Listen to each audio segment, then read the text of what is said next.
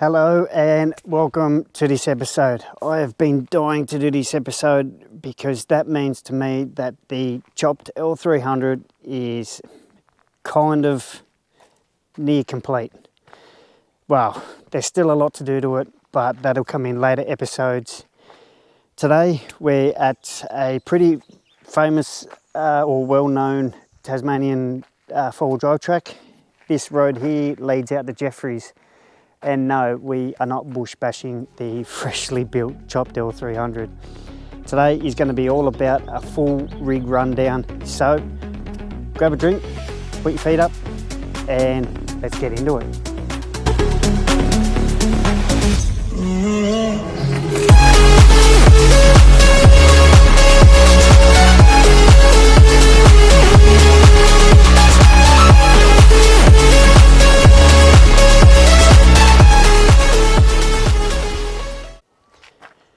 So just a little bit of history about the car. This is a 1985 L300 four-wheel drive. I purchased this back in late 2023 and it was delivered to me in January 2024. From there on, I didn't waste no time because I wanted to, hurry up and get this car on the road. But it did take about 18 months to build, so which I think is pretty good for, a house deposit to go into a car. The car arrived, maroon, old school interior, the tray was rusted out, all of that come off pretty quick, and then the car went into the garage. So from there on, I sanded down the whole car and I resprayed it first with acrylic paint. That paint really, it was just rubbish paint, and I'd done a rubbish prep job, which it resulted in me having to re-sand all of the acrylic paint back off and start all over again. So that's when I got the professionals, Chris and Ty. They've done all the body work to this. They've brought this car back to life as previously, or the previous owner tipped this on its side, pushed in the driver's side door. There was dents here. You just could not look at one panel and it wasn't straight. Even this front one up here, it was pretty bad. And then I resprayed this in Ford Blueprint. Now this is the BA XR6 colour, I believe. This is my second spray job, but my first one with 2-pack. It came up pretty well. I'm pretty happy. So yeah, I love the colour as well. It just stands out once the sun is actually shining. It just looks so good. We've got the RuNdOwN 11XP winch. Hopefully that'll get me out of trouble if I ever do find myself in it, as this car's not built for bush bashing. It is just meant to tour this beautiful country of ours. Maybe like this, go down some dirt roads, some spots where a two-wheel drive can't go, like on the beach or something like that. As well, at the front, we've got Steady's brand new 7x5s. Now they are mint at night when they're on. It is a lot brighter, obviously, because they're LEDs, but it's just the way the light shines. It's just so much better. If you don't have them, I guess you probably don't understand. But as well with Steady, I've got their 42-inch light bar at the top, and that's connected to a custom made alloy roof rack that I made, which at the moment it's got the Max Tracks up on top. As you can see on the sides here, we've got 76 series mirrors with the blinkers in them as well. I had to 3D print a bracket for the mirrors to actually fit on. So everything has sort of come together and it's looking pretty good, I think. If there's any comments, whether you do or don't like it, what you would or wouldn't change, drop them in the box below. Like, you're not going to hurt my feelings. I didn't build this truck for you. I built it for me. I love it. So just let me know. So we'll just start around the driver's side because there's not really too much going on this side at the moment. There's still so much to do to this car. So this would be a good reason to hit that subscribe button and watch this car evolve even more than it already has, because I do need a proper steel bull bar. I will be custom making one to fit, so that's in another episode coming up. But at the front, we've got some Westlake 31 inch on some 15 inch alloy wheels. So moving further down, we have the alloy canopy. Now this canopy is a custom size. It's only 1700 wide, but 1800 in length. And the reason I went with 1700 wide is so it just follows the lines of the actual cab itself. It's not any wider, which is perfect when I look out the mirror and look down the side of the car. You can just see absolutely everything. The canopy is from Easy Toolboxes. They were amazing to deal with, so I can't recommend them enough.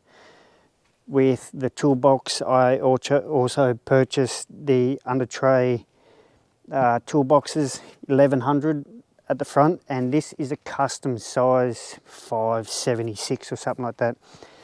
The reason I done that is so this box can be hard up against the back, but then the wheel or the mud guards are going to be centered with the wheel, so that's all turned out perfectly. And as I said, I just sent a couple of measurements off to Easy Toolboxes and they come up with this, so I can't thank them enough. It's worked out amazing. I've still got this little thing to fill in here, so any suggestions, put that in the comments below.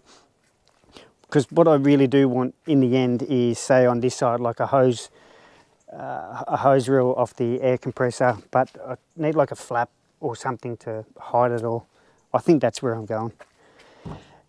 Inside here, we can't get into because it's locked. Lucky I've got the keys. This side, there's nothing going on this side at the moment. Oop.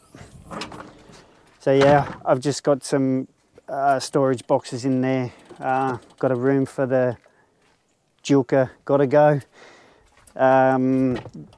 What I'm actually going to do when I get back from my trip is make alloy drawers and stuff like that. So that's why this side hasn't been touched, because I don't want to waste my time with making timber ones. Got a box here just for my clothes for the moment. And yeah, we'll jump on over to the other side. Okay, so here we are on the passenger side. Now this is one of the more popular sides because it's either the kitchen, you know, the fridge and all of that. What you can't see, but up under here, I've got a e-stop electric handbrake. It's also got ARB diff breathers, which is the diffs, the gearbox transfer case. They're all working well. At the front, at the top here, I got a GME. I've got a little stubby on there at the moment, but I do have the big 6.6 dBi one. And shame, yes I know, I had to cheap out. As I mentioned, I've got a massive trip coming up soon and I needed an awning. I really want rugged 4x4 awning. Sorry boys, I'll buy one when I get back, I promise. So yeah, I just cheaped out. $350 special from BCF. You got to do what you got to do sometimes. And something else you probably can't see up in here, I got a stainless steel snorkel, which I made myself as well, which feeds into a custom alloy air box under there. We should crack this open and see what's in here. And I can't because it's locked. What an amateur. Alright, hopefully nothing falls out and knocks me out. Oh.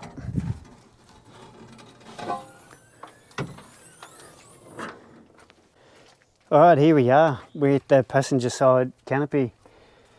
As I mentioned, I've just quickly made some boxes just because I need something for when I get out on my trip. But in here we've got the pots and pans and a little bit of cleaning stuff and all of that. Up the top we've got the most needed air fryer. This is just a shelf for all those sort of kitchen electricals and stuff like that. Oops, here comes some Forbies.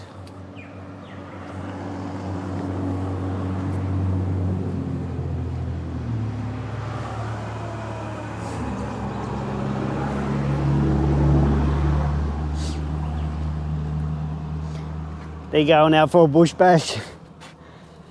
Alright, so what we have here is just the pantry. I don't know what to do with this yet, whether to chuck some carpet on there or something. But as I said, this is all temporary while I get my big trip done. And when I come back, I will look into making an aluminium one.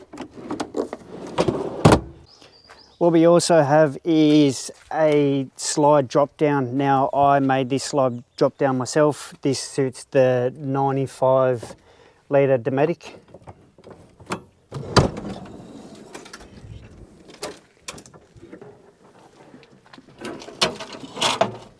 So that all works pretty well. It's a good height for me. I'm not the tallest bloke in the world. I'm only 5'7". What I'll do, I'll grab the camera and I'll show you this battery setup because there's a fair bit going on in there. So here we are with the battery system. The L300 has teamed up with iTech World for all of their latest and greatest stuff. 3000 watt inverter. We've got a 300 amp hour slimline battery, 40 amp DC-DC, inverter remote, battery monitor, and then I've just got some of my own goodies. Here we have more USBs. We've got a Anderson outlet, 240 volt outlet, and there's some on the other side as well.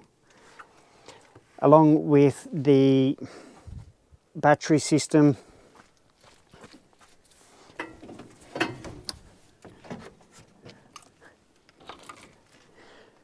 we have 400 watts of solar. Sorry about all the tree bits on there. I was cruising down this road and I had to climb up the tree because a drone decided to fly in there. Let's jump on inside the cab, but first things first, we're going to have a merch drop pretty soon. T-shirts, jumpers. What do you think about the colour? Do you like the green, or should we just go with the same colour as the car and do the blue? Let me know in the comments below. And the only way you're going to know about this merch drop is if you jump on over to Instagram and follow me. And that's Tassie Unleashed. We will start from out here. You see these grips everywhere. They're from a local boy here in Tassie. His website's coming up soon. At the moment, I've just carpeted some like 4mm brace ply. I 3D printed some speaker surrounds and just added a little bit of easy chrome, stuff like that. Just try and tidy the interior up a little bit. As you can see here, that is not a 1984 dash. That is out of a 2008 Mitsubishi Express 2-wheel drive. There was just a little bit of playing around to get it in there, but other than that, it's come up pretty well. The curve of the front kind of suits this, but yeah, if you don't know what you're looking at, then everything's all good. We still got standard seats in for the moment. As you can see here, we've got the bang shifter for the gearbox. Up here is a 3D printed surround so we can house the 8.5-inch Pioneer touchscreen. We've got the GME TX 4500, and I opted for the single DIN as obviously the screen went up top. Just a bit of a panel over here with a couple of buttons for lights and fan overrides and stuff like that. In the center console, what you can see here, we have electric windows, some more USB ports for when I'm charging all my gear on the road, and we've got this bad boy. We all need some bass in the cab, don't we? So with the driver's side, check this out.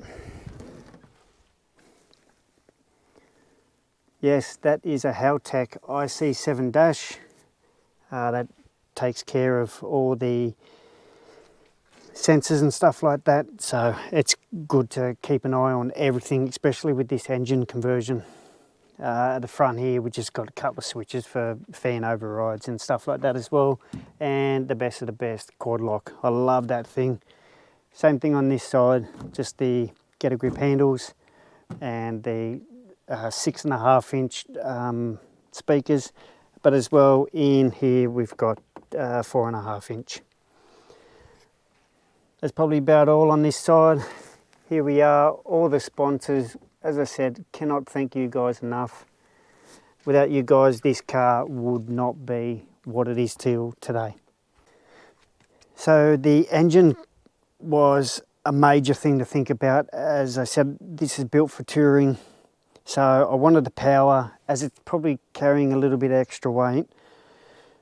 I had a couple of options. I had the 4G 6.3 turbo motor in the garage. That was out of an Evo 3, so that would have bolted straight in.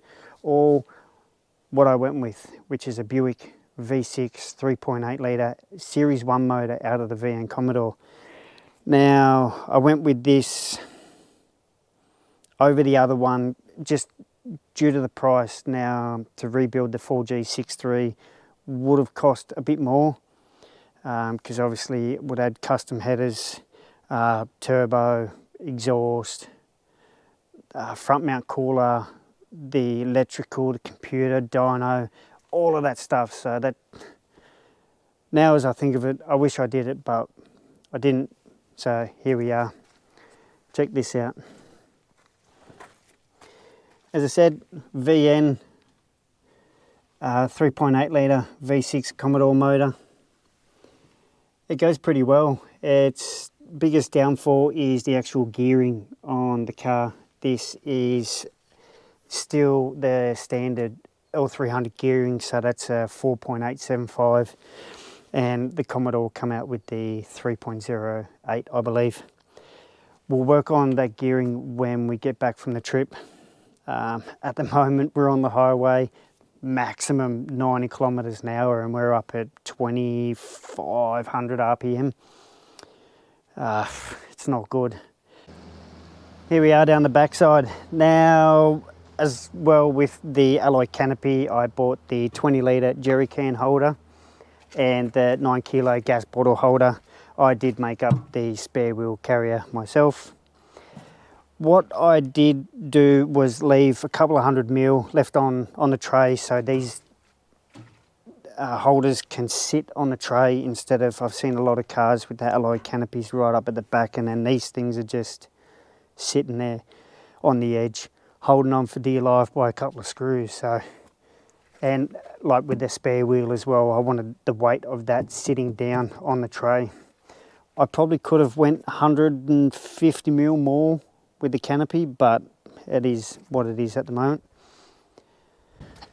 What I'll do is jump up on the back, crack open the rooftop tent, and I will show you what's going on in there, because nothing in this car, or nothing really in this car, is standard. Like the rooftop tent, I had to take the lid off and weld a 80 mil channel on there. It come out with a 50 mil memory foam mattress, and to me that was absolute rubbish. It felt like I was sleeping on the concrete floor. So yeah, I had to heavily customize that. What I also had to do as well is upgrade the struts. Now, I rang the rooftop tent company and I said, hey, I'm looking for some advice, and they said, oh, you'll have to sort it out yourself. So I did.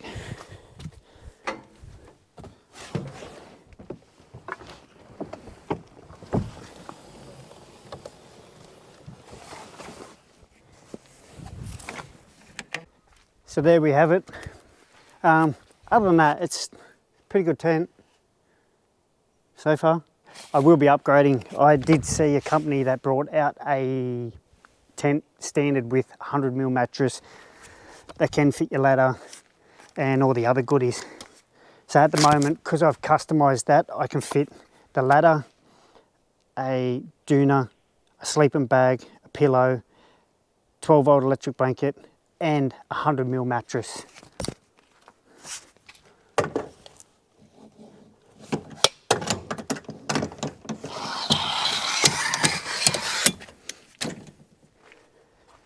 I'll grab the camera and we'll jump inside because nothing's standard in there either.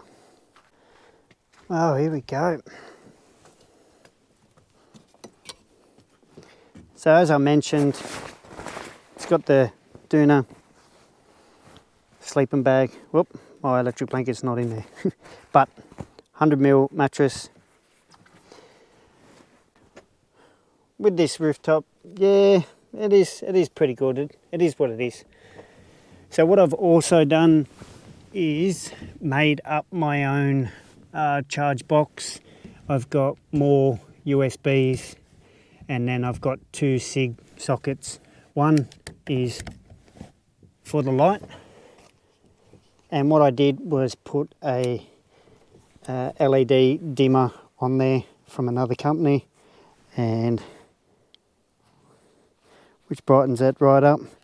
And then when it gets a bit later and you just want to watch a movie or something, you can just dim it down so you don't have a really bright light in your face.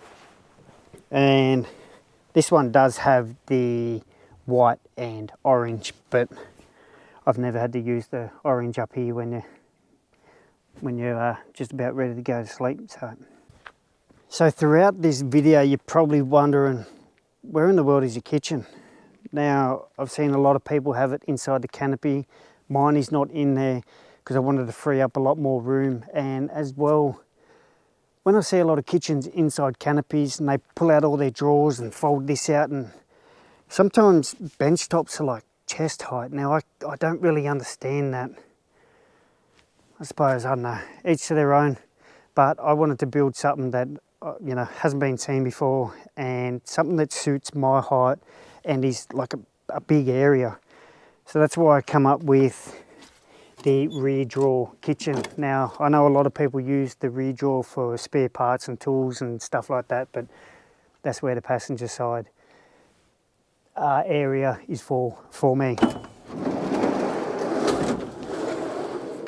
So what we have here is 1500 by 750 stainless steel bench top. Now that's, you're probably never going to see that much room in another car before. Drawer runners hold 227 kilos or something like that. Push to open cutlery drawer with the Tassie oak front on it. And to top all that cooking experience off, we have the twin plate induction cooktop, hence the reason why I went with that big battery system, so I can just pretend I'm a master chef out in the middle of the bush. So from there on, what else I have made is this. Now this is the kitchen sink. There we have it. So you're probably wondering, where does the water come from? Now, in behind the headboard, there is a 70-litre water tank. The only things left for me to hook up to that is a water pump and an outlet on that side, and I'm going to have another outlet on this side, so when I do wash up, I can just plug it in, spray the dishes or whatever, and yeah, do my thing. So from here on, what I'm going to do is get this 270 out, get the drone, and near enough wrap this video up.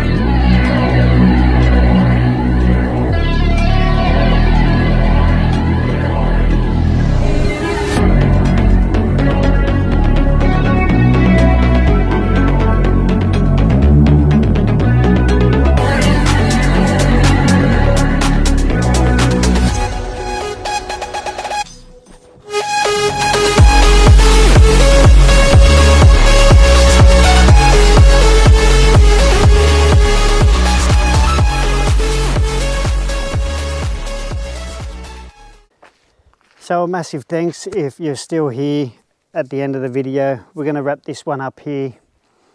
I hope you love how the cars turned out. Now, this wasn't the plan, it just happened. So I'm pretty happy with this result, but as I said, there is still so much more to do. Bumper, the canopy fit out number 2, and what I mean by number 2 is alloy, drawers, pantry, all of that good stuff.